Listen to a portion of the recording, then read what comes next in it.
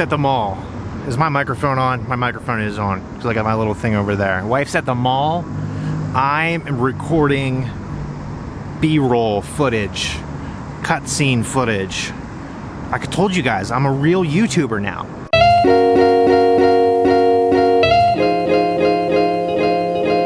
My wife made fun of me because I dropped her off at the mall because, first off, it's tax-free weekend in Ohio. I don't know if you guys have that where you're watching from, but for like back-to-school stuff, clothes and supplies and things like that, there's no tax. And so she wanted to go to the mall for something else.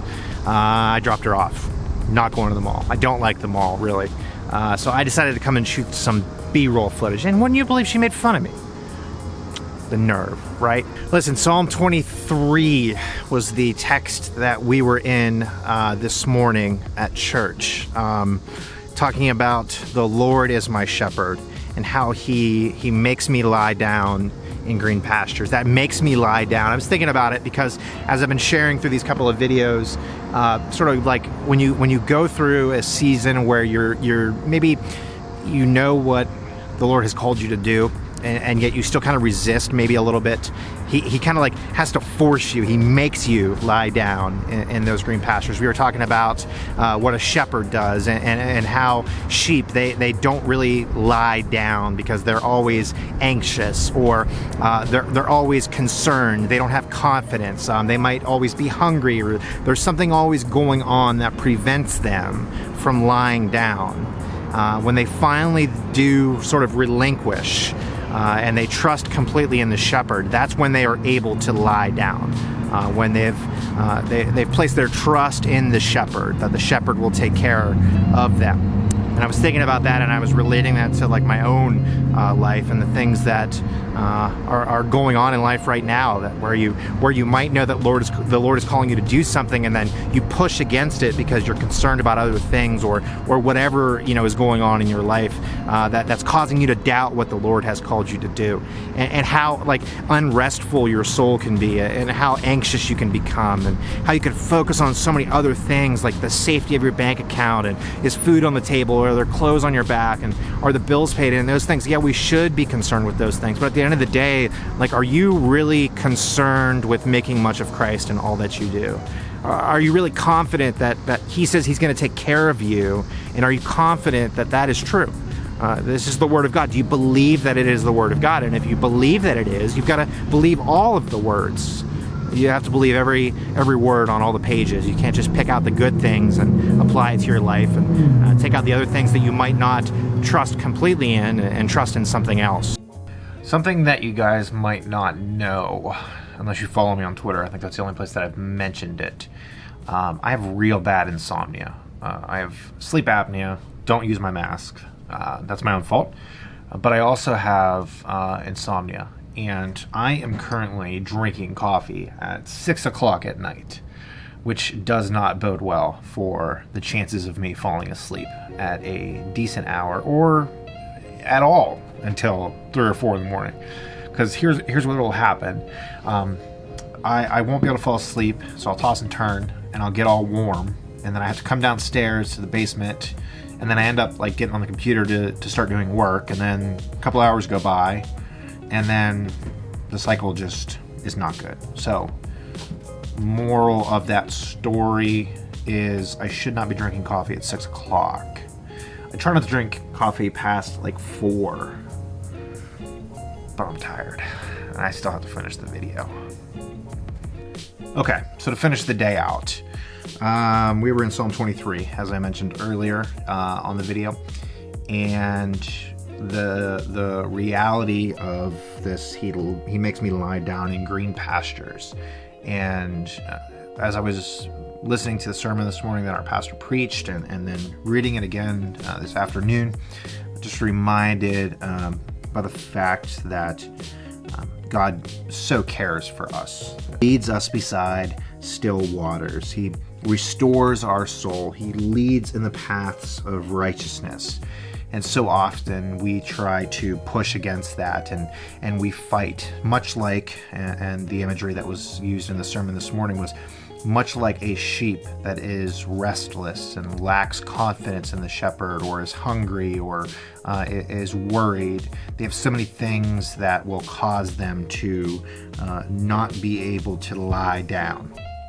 And I think we as well, there are so many things that cause us to lose our focus on what the Lord is trying to do in and through us, or a new season that He is trying to bring us in.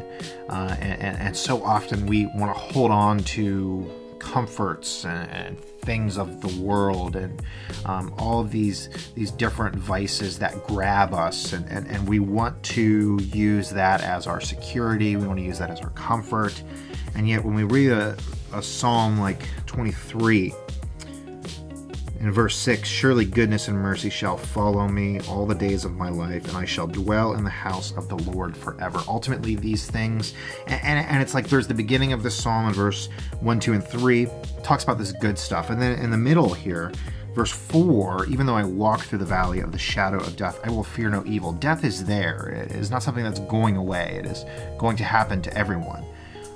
The world that we live in right now, the reality of death, it seems to be reminded to us every hour or so on the news. And yet the Christian can echo these words, I will fear no evil, for you are with me. What a comforting psalm this is. I'd encourage you to spend some time in the book of Psalms if you haven't. It is nourishing to your soul. Shout out to, so here's a debate. You can talk about this in the comments. I brought my my Schuyler. So I think it's Schuyler. People say it's Schuyler. I don't think it's Schuyler. It's because it's spelled Schuyler. I think it's Schuyler. I could be wrong, but I brought my Schuyler Quentel ESV today. The layout of this thing is just beautiful. It's not a traditional this is out of focus. Not a traditional crossway layout. Crossway layout looks a little bit. That's from the Preaching Bible, but it's the pages are just they're beautiful. It's a beautiful Bible. I brought that one today to church. I try to bring a different one every week if I can. Schuyler, Schuyler, either way, debate that in the comments below. Here's one thing that I wanted to talk about. This is a new thing that I'm adding to the channel, and I'm gonna insert some of the clip here in a moment. I'm trying to add more of a live dynamic to the YouTube channel. And I'm trying to do more live streaming events. And so what I am trying to set up, I did this once before, I'm trying to set up more live stream study sessions, like using Logos. I'm a big fan of the software, and I think that it is a resource that we can all use, and it certainly is it's beneficial to those of us that teach and preach, but I think for the average Christian, there's resources that can be used from it. And so I'm trying to use the software more, and so I can kind of help people understand the value in it, and also understand that you don't have to spend a fortune on the software in order for it to be effective. Because a lot of times people see the price of Logos and they instantly want nothing to do with it because they think that they've got to spend $5,000 on the software. And there's packages that certainly cost that much, but to use the software, it does not require you to spend that much money. You can actually download the version for free. And also in the comments below, in the description of the video, there's actually a landing page that you can use if you are interested in purchasing software. You can actually use our checkout code and our landing page. You get 5 free books, and you get a discount on your base package. So if you're interested, down below, click the link. Help support the ministry of Dead Men. Thank you in advance. But what I'm trying to do is do more live stuff. And so take a look at this clip. Okay, this is kind of what I have in mind of trying to do streaming stuff. This is what I have in mind for some stuff in the future to do more often, more consistently. just kind of like whenever I'm on the computer, just turn it on and sort of just run with it and get more people exposed to the channel. So I'd love to hear your thoughts about it. Leave a comment below, tell me your thoughts. I'm still tweaking some of the overlays and stuff like that, and let me know what your thoughts are about it. All right, so this is not something brand new. If you've followed the channel for a while, I use Logos a lot. During the live shows, I like to bring that up as well. And I have done some training videos on Logos before. So again, you might think like, well, yeah, we've seen this before. Here's a couple of new things though that I want to explain. Okay, so over here, above these two buttons, okay, I'm actually going to have the chat. I have an overlay that I'm working on that's going to be during the stream. Okay, so I'll be able to interact a little bit easier because I'll have the chat will be right there on that window. And so you guys watching the stream, it'll be right there for you as well. You'll be able to see comments and questions and things like that a little bit easier. But then the main part here, of course, is Logos. I have that up, and that's just going to be what's on. I'm not going to be switching camera angles. I'm not going to do anything like that. It's just simply going to be me doing my exegetical process, my study process, notes, things like that in Logos. And then during the live stream, I'd like you guys to stop by, ask questions, offer some insight on the text, create some conversation around it. But this is something that I'm going to try to do multiple times throughout the week. I have people ask a lot. They want to see the process. And so I think by showing something like this, I think that'll be beneficial for all of us. Number one, it keeps me accountable because it forces me to improve my skills inside the software.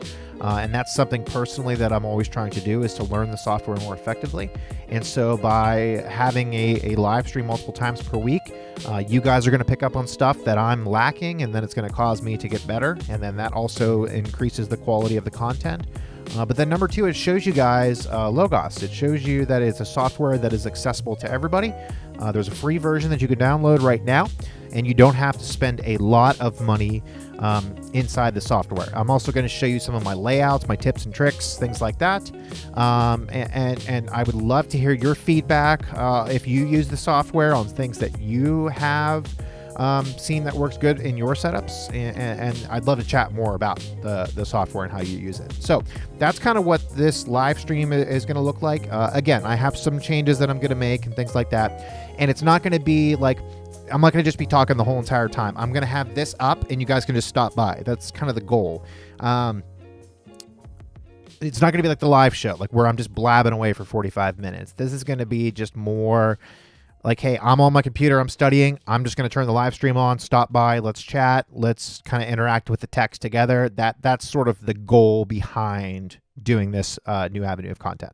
Hope you liked that. Again, leave me a comment below. I'd love to hear your thoughts. I'd love to hear maybe some suggestions for it, or maybe some things that you'd like to see on the live stream. Posted on Facebook the other day too, if you follow me on Facebook. I'm trying to do a TV channel of sorts. I'm trying to do like live streaming of worship, sermons, tips and tricks, stuff like that. So I'm trying to incorporate that somehow, but I'm trying to figure out how exactly that works, like with streaming other people's content through my page. I don't know how that works. I'm not like charging people for it. I'm not, and I'm directing people to their pages. So it's not like I'm, you know what I mean? I don't know, but I just have all these different thoughts going on lately. I'm trying to create more content, increase exposure to the channel, so we can get more theology out to people, help people grow, and help unbelievers come to know Christ and trust in Him for salvation. So that is it for August 4th. Wrapping up another Sunday, wrapping up another week, starting new tomorrow with episode 5, and then we will keep going on after that through the rest of the month. Make sure you subscribe, click the bell so you receive notifications so you can follow along with us during the month of August, and then you can also receive updates when we post other videos. Leave a comment below. Appreciate all the support so far, and I will see you guys on the next one. See ya.